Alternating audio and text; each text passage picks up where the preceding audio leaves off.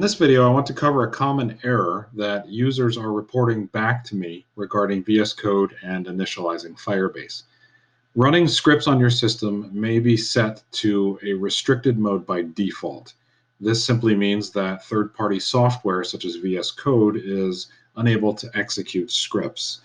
So the error that I'm referring to, and you'll often see this listed in a very similar format, where it'll show your C drive or whatever drive you have this file on, it'll have the entire file path, and then it'll be appended with a PS1, and the statement is cannot be loaded because the execution of scripts is disabled on the system. Now, in this case, we simply need to invoke a specific command from PowerShell Administrator to allow all scripts to be run.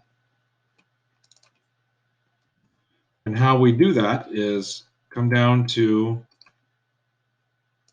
your search, and we start searching for PowerShell. When you arrive at PowerShell, you're going to right-click on it and run as administrator. Now, a window is going to pop up. Your entire screen is going to go dark, and it's going to say, would you like to allow this program to make changes to your system? Just make sure that you hit yes. Okay, now this is inside of PowerShell Administrator. And what we can do is we can get the execution policy that you currently have.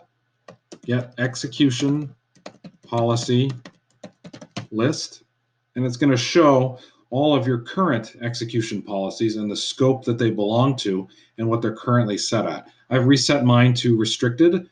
I can't replicate the entire error because I've been in and out of Firebase and I have so many settings changes on my computer. I don't know what I would have to roll back to get the exact error that you're getting, but this is how you get around it. So I can see the execution policies here. Now, in order to set the execution policy to unrestricted, it's capital S-E-T hyphen execution policy. Apologize for my typing. Set execution policy, and then just type out unrestricted. Okay, and then you're going to get a prompt. It's going to ask you to confirm, just capital Y and enter. Okay, now everything is set to unrestricted. So if you notice here, it says local machine restricted. Now if I do a get execution policy list, now it will show as unrestricted.